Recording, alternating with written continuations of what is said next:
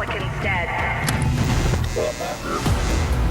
Where I could stand in the middle of Fifth Avenue and shoot somebody and I wouldn't lose any voters, okay? The women with the least likelihood of getting pregnant are the ones most worried about having abortions. On January 6th of 2021, you had tens of thousands of people peacefully protesting. No, it's not a right-wing conspiracy theory. It's not QAnon. It's real.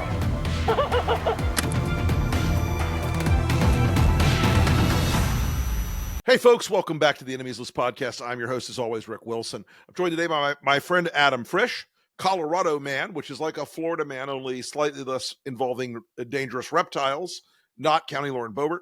But I wanted to talk to Adam today about the state of the Democratic Party, messaging against Trump and his crazy minions right now, and to just get his feel for what he's hearing out there in the grassroots in one of our most important states in the country. So with that, Adam, thank you so much for coming on the show, as always, my friend. Yeah, great to be back here. Talk to me a little bit about where you see the party right now, what they are doing right, what they are doing wrong. And because one of the things I loved about your campaign was you were very much trying to connect with and talk to folks outside of the normal sort of cliched Democratic Party model. So tell me a little bit about where you see how voters are taking the early weeks of the Trump campaign and how the party's responding to that. Yeah, no, thanks for being here. It's important times, obviously. Yeah, real quick. I mean, people understood I ran against Lauren Boebert and we did pretty well, very well. But, listen, at the end of the day, it was not just we ran against her. It was a 77,000-mile road trip. I was on the road, Rick, 20 to 25 days a month for 3 years in a district that's 22% registered Democrat. I had my political whiz kid, Felix, with me, which was a big help. Right. But still, it was just talking to people that normally don't hear from anybody running for office. We have one of the most rural districts in the country, larger than Pennsylvania. So we're just on the road. Going ahead, people are obviously very concerned. I'm not sure, with due respect, the Democratic Party has much that they're doing right. We can kind of get into that. Quinnipiac has a recent poll that has the Democratic Party approval rating at 31%. And you certainly hear that when I was driving around. A couple summary things. People understand how important economic issues are, and there is this, it's the economy stupid from Carville 1992. I've told him and others, like, to me, it's the dignity stupid. And until the Democratic Party gets the dignity part right, it's not going to be able to break through to those voters where economics are the driver. But I always say pride and dignity trump pocketbook issues all day long. And we just have to figure out how to really listen and honor where the voters are. And then there are some policies that are good. The Democratic Party has some good policies, especially on some economics. But this pride and dignity thing gets in the way. So talk to us more about pride and dignity. Say more about that, about how you think about approaching voters on that front, because I feel like a lot of the times, and this is some tough love for our Democratic friends, I feel like a lot of the time it's like, read our brilliant 479-page policy paper, then you'll understand. And I'm curious how you see communicating that pride and dignity idea. So a couple of things on the communication. The Democrats are very good with showing up with very complicated cookbooks, and the Republicans are showing up with brownies. So let's try to figure out, let's find some sincere brownies, Rick, and talk about the results of how it's going to affect people. The Democratic Party spends too much time talking about inputs, which is a very political conversation, not about the result, which is outputs. The whole world, there's like 30 elections globally, and every institutionalist party ended up losing. In trouble. And and the Democrats are a party of institutions. And to speed up to this past week, I don't think taking a group that represented 24% approval rating, members of Congress, showing up in front of buildings that are very big and majestic but represent institutions and start screaming and yelling about the horrible things that Musk and Trump are doing. Why don't you find some VA hospital veterans as well as nurses and doctors and go to some rural areas and talk about how they are about to lose their jobs. And here's some patients that are about to lose their care. Why don't you find out about some rural administrators in the Department of Agriculture that have to close up their support and talk to those ranchers and farmers, as opposed to Chuck Schumer, with due respect, yelling and screaming in front of a big corporate building or institutional building. You don't have to have too much respect on this show, but I think that's right. I think that's right. Look, yes, they are in Washington, so they're going to do things in Washington. But you're correct. I think every member should be out there when they're not in DC or don't have to be in DC. They should be in their district, going to a university to say, here at University of Alabama or wherever it is, we're going to lose $200 million in research grants, where it's going to set us back. They should be going to medical research centers and saying, we're going to stop investigating cancer cures here because Elon Musk doesn't like it. We're going, and out west, go out there to Forest Service locations and say, hey, guess what? We're not doing wildfire prevention next year because dickhead's going to cut your funding. All these things, I think that's a very good observation, Adam, is that there is a need for members of Congress to not just think we can do all this in Washington. You can do all this in DC. I think that is I won't say it's toxic, but I will say it presents a very sort of unnecessary degree of arrogance and disconnection from DC.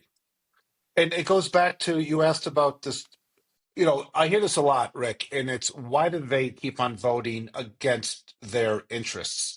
And what I think they mean to say is, why do people that aren't super wealthy keep on voting for a party whose tax and spend policies probably are not best for their financial wherewithal? And I've said a couple of times, it takes a lot of hubris to start telling people 2,000 miles away what their interests are. And I in DC, I at a think tank, I in a college, know better than you, someone in rural Iowa, what your interest should be.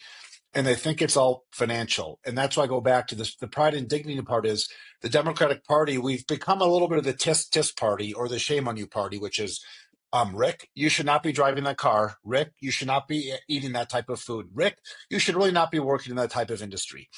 And we are telling people that in 20 years, the globe is really on edge. And I'm here to tell you that there is a climate crisis. And I say that in those counties of CD3 that are 90% Republican. However, the 20 years time frame is a luxury good when most people are 20 days away from paying rent and getting food on their table for the family.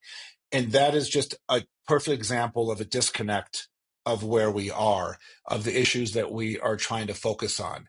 And I think that's something that's important to make out. I want to give a shout out to my friend in Congress in rural Washington, Marie Guzman-Perez. She had a comment that I tweeted about saying, I think any form of condescension is the original sin in politics.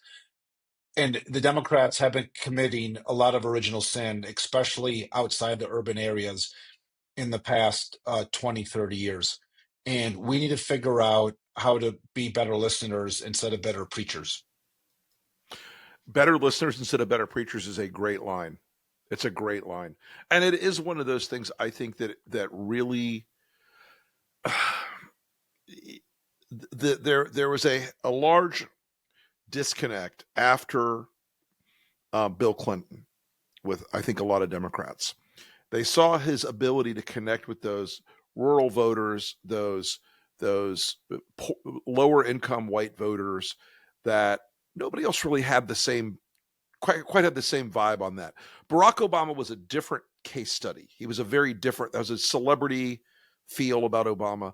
But after Bill Clinton, I think they assumed that because Bill Clinton was also a policy nerd, that was what made Clinton successful. And they sort of wanted to look away from the charisma thing of it. And that idea of we're going to preach policy to the guy who has to fill up his Ford F-250 to get to the construction site every week. That doesn't work. It is a broken model for communication, and it doesn't work because a lot of the things they want to do with climate and other issues, rural America has made up its mind in a completely different direction on that. A completely different direction. Bill Clinton had many cookbooks in his head, but he figured out a way to talk about them That's right. with people that could be understood without being condescending. That's right. And this is probably going to be in my tombstone because I keep on talking about it. But Bill Clinton in 1996, rural America was 50-50. In business and in politics, monopolies are bad. These 20 big cities are not getting the best version of the Democratic Party now. A lot of rural America, especially when Lauren Boebert was around, and I'm sorry about the Eastern Colorado who has her now. But the point being is that Bill Clinton got a majority of the rural counties, of which there's 2,000 in the country. Barack Obama even got 25% of them.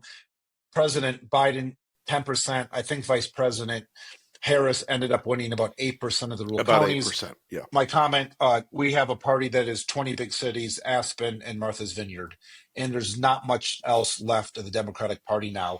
And we need to figure out a way, the party of the people, the party of the producers, needs to get back in there as opposed to the party being treated as the party of the consumers, because there's a lot more producers out there in the world. A lot of those producers right now are taking a very, very, very hard hit, and they're about to take a much harder hit from Donald Trump and Elon Musk and this massive arsonist trick that's going on in DC right now. And I've told people this a lot. I'm the last defender of like big federal government. It's not my thing. It's never been my thing. There are wild inefficiencies in government. No one in the world is arguing we shouldn't scrub the books. We shouldn't be smaller, smarter, and better as a government. No one's making that argument. The argument is not let them run free. There should be no accountability. But a lot of those people that always thought that government was too big are now discovering that government has a lot of things that happen in their states, their districts, their neighborhoods, their schools that they want. And, in the agriculture space, there are a lot of very, very shocked farmers throughout the Southeast who were like, well, USAID is not going to buy my soybeans, my corn, my winter wheat this year. What am I going to do? And they're shocked by this, but they shouldn't be. I think there's going to be a lot of pain for these folks. We're seeing a lot of people in the construction industry who are saying can't get workers. A lot of people in the agriculture industry, my family included, can't get workers. Legal or illegal right now. I talked to somebody the other day who hires legal immigrants for an ag space project. Can't get them. They're afraid they're going to be picked up by ICE and confused with illegals. That's how much the fear is up here. So a lot of these people, a lot of these working class folks, are going to find out they're going that to give Elon Musk and Peter Thiel a tax cut and David Sachs and whoever else, their kids' college aid is going to become taxable income for them. They're going to find out they're going to be hurt by these dramatic cuts that these guys want to make in things like disability and Medicare that their parents and grandparents depend on, and they're going to end up being responsible for them. How bad do you think the pain has to be for these folks for it to have a political impact that overcomes the cultural power that has helped move rural America away from Democrats and over to Donald Trump? There was a choice during the election season. Right now, there's really, the next 8 months, there's really not going to be a choice to be made.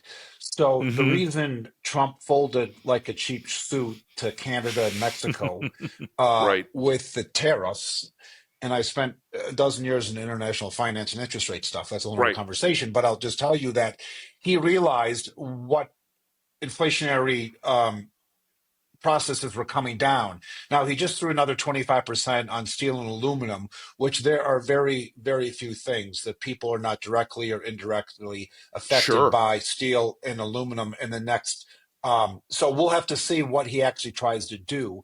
Or whatever try to policies he gets, but I assume anything he knows that he's in there in that office mostly because of the White House and the Democratic Party completely botching how important the inflationary effects were to people's 100%. pocketbooks. Now, and so the reason why it's not a matter, the reason why the support is going to drop a lot sooner is because the Democrats are not talking about another thing, and we're not asking people to vote on anything for a really long time. New Jersey and Virginia have some elections in the governor's race. So in the next couple months, when the inflationary aspects start to kick in, I can see why Musk and Trump's approval ratings will probably start to come down if all of a sudden these inflationary antics by the White House now will actually kick in.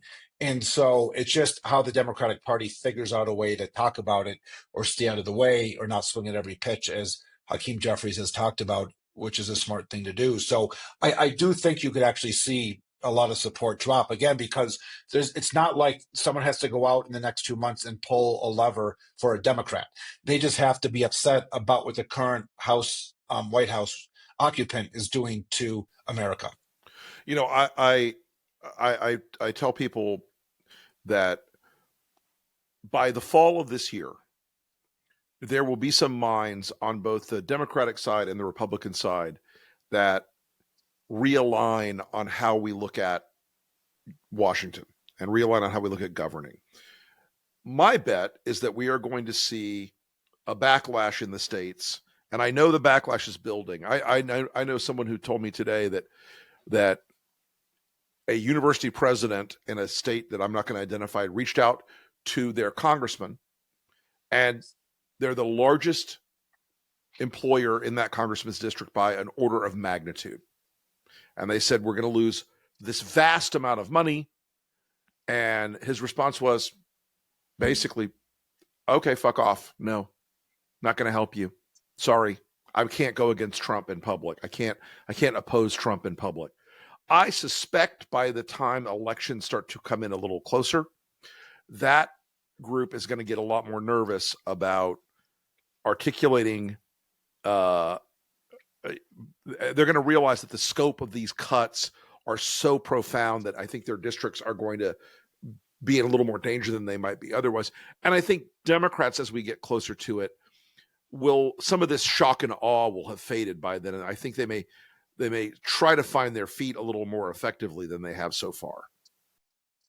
Yeah, I mean, a part of this is just kind of flood the zone, right? I mean, every 3 minutes, the White House has been doing something, and it's really hard to play whack-a-mole, and the Democratic Party is not good at it. And so the cynical but maybe not dumb idea, which could be cynical on my part, is just let him actually execute everything for a little bit of time.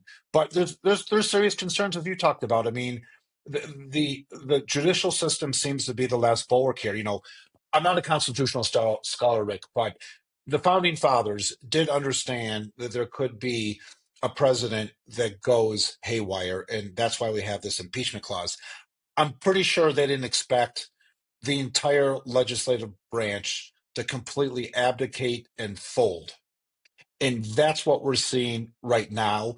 And that puts a tremendous amount of pressure on the other branch of government. And I'm pretty sure the Supreme Court is thinking, and I don't know any of them personally, hey, 535 people, I thought you were supposed to help us both check each other. You were supposed to check us at the court, and you were supposed to offer some executive branch check.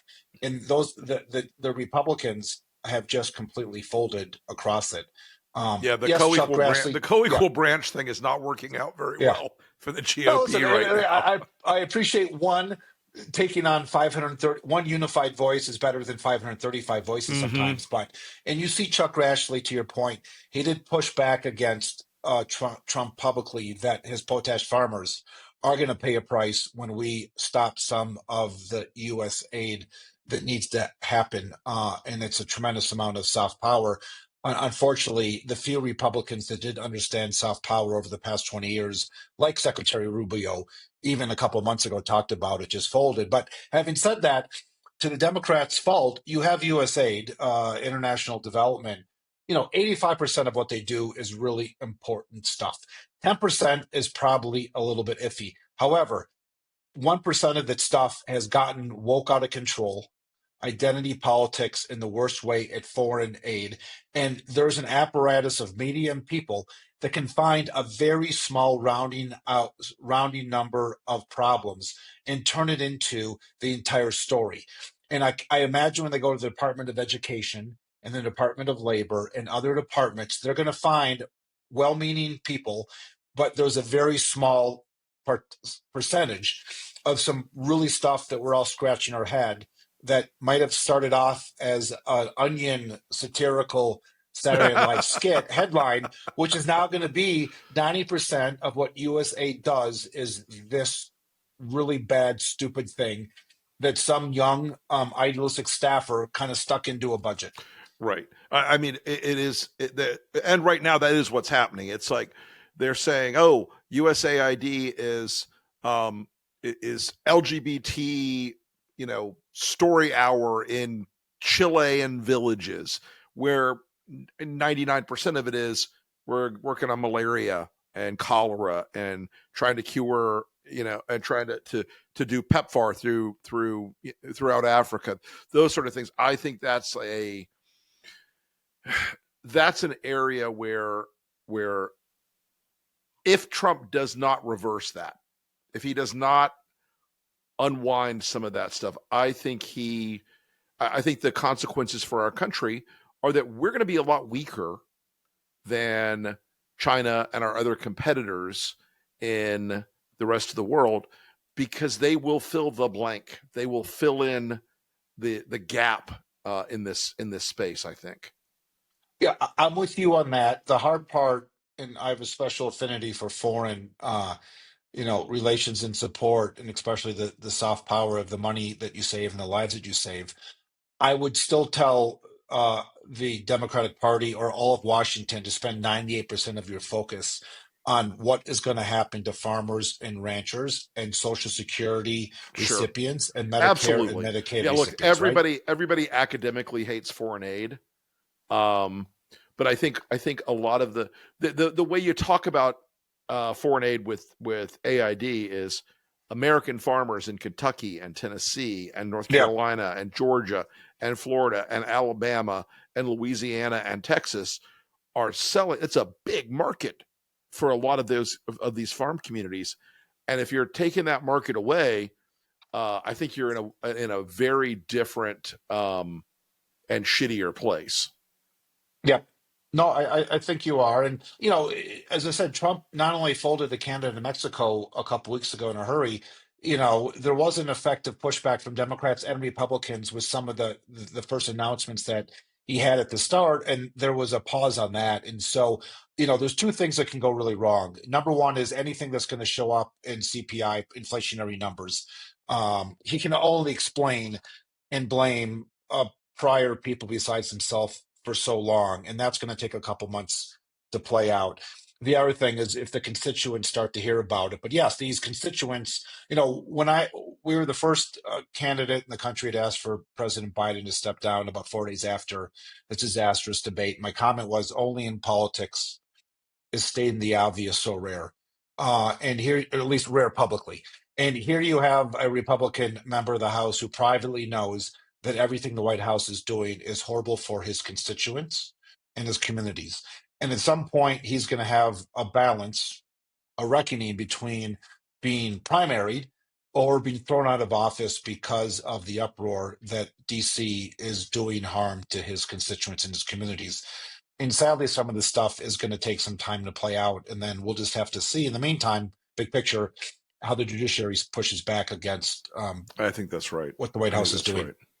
So, Adam, you what is your advice to the Democratic Party about trying to communicate this economic message at a macro level, where voters in the look, we know we're not going to ever convince the 30% of the hardcore Trump, sort of the jihadi types. What is your advice to getting those softer Republican voters, those Trump skeptical or behavioral Republicans, not just the Democrats? Because I think there are ways to pull some of those working class Democrats back in. They're not the old, we're just for labor unions and that's that. What do you think? How do you think you draw back in some of those softer Republicans and some of those Democrats? Because you're a guy who comes out of the finance world. You understand money and how it's affecting. You understand the economy better than the average bear by a long stretch. So, I mean, there's two things. And to go to your demographic, I think this is important that I've shared. There are a lot of people that vote for Trump because of who he is. But there are a lot of voters who voted for Trump in spite of who he is.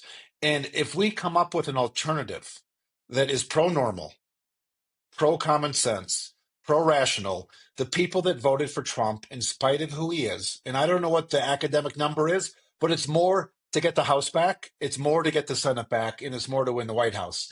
And, there's 5, 10, 15, 20% of the people. They don't want to vote for Trump, but they voted for him because they did not like the alternative people and personas, and they did not like the scolding that the Democratic Party was pitching to a lot of people. And so I would say, let's focus. It's not rocket science what drives people's financial pocketbook issues. But what I would say, instead of paying pollsters in D.C. to hire consultants in New York City, find some candidates or these new DNC elected members. Get in your car or your pickup truck and go listen to the people as I did and other people did that have done very well. The other thing is I just ran for the DNC. I was with a lot of them, nice, caring, patriotic people. Having said that, 450 of them. And there's 30 different caucuses. You can name the color of the skin caucus and all these identity caucuses. There was no caucus about how to win caucus. There was no caucus of the overperformers that have just missed it, like myself, and more importantly, those that got elected. We have candidates at the state level that outran Trump by 26 points. We have candidates in the House that outrun the top of the ticket by 10 points. No one has ever called any of us up and said, how did you do that? It is political malpractice, not to find out who keeps on hitting. We have people that are batting 650. And the people that are striking out are the ones setting the rule book about how to but let win. me tell you, a lot of these Democratic consulting groups, they're batting 125 on a really great year, and I will tell you, folks, one thing about Republicans that I can tell you from my days as a Republican. Republicans never do anything that doesn't work. If you see them spending money on something, it works. They do not squander money. Why do they do distasteful things? Because they work. Why do the trans ads get $360 million in things down to county commission races? Because they focus group that shit and it worked. Call it ugly, it is. Call it horrible, it is. But it worked. Watch what they're doing. Watch where they're putting money, and you'll know what messages they know are working. Watch where they're spending money on defense in the coming year, and you'll know what's working. I suspect you're going to see Republicans advertising in farm districts very soon now on AID and other cuts. I think you're going to see that without too much more delay because they know what works and they know what hurts them and they know what helps them. And you can.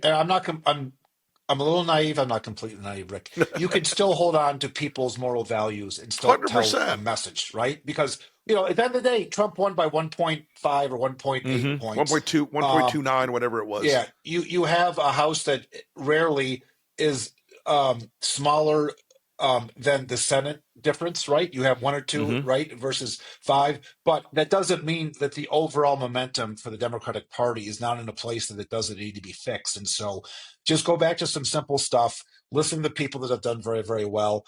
There are some great consultants out there, not all of them, but at the end of the day, people need the voters are looking for more sincerity and more authenticity. So we need to find candidates at all types of levels that can look voters in the eye. And we need to find candidates that know how to have the gumption to run a candidate-led campaign and not a consultant-led campaign.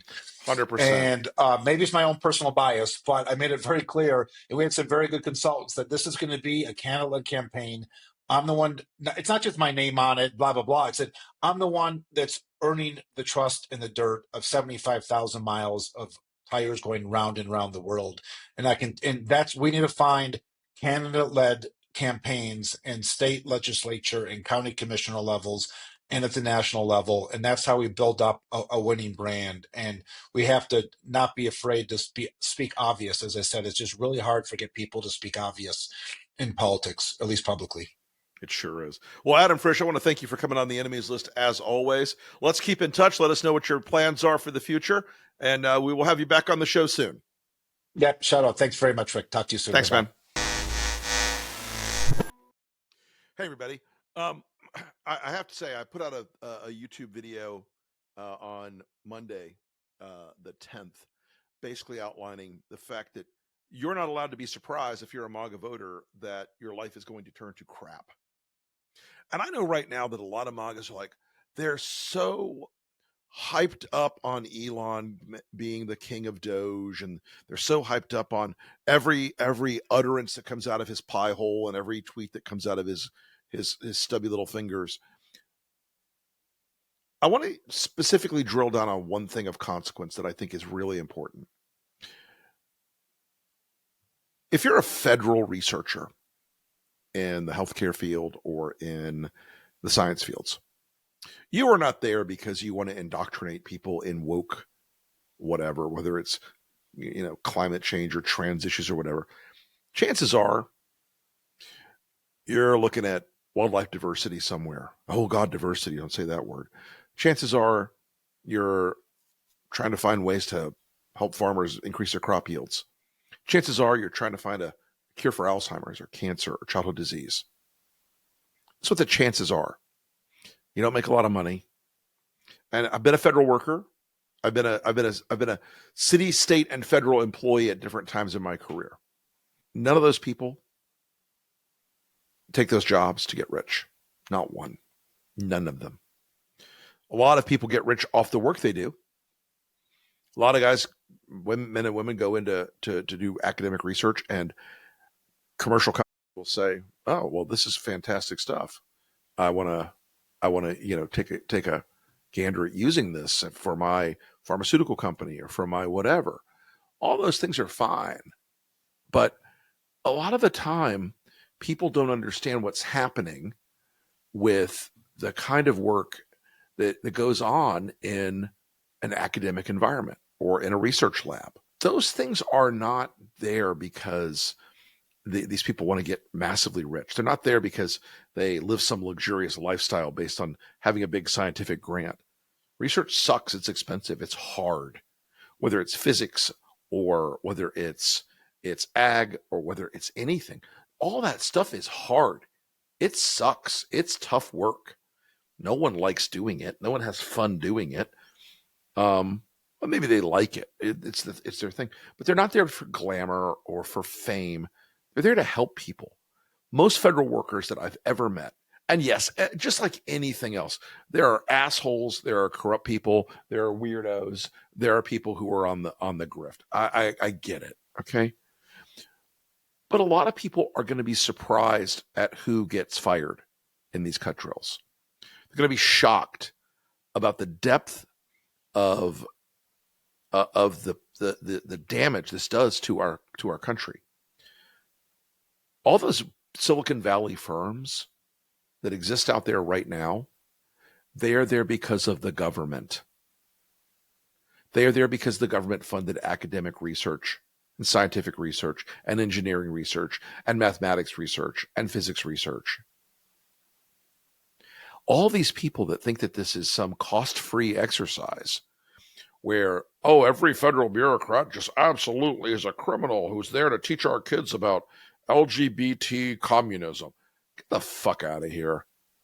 Most of these people are just doing the work. And if you think a country can exist without a government, you're not a conservative, you're an anarchist.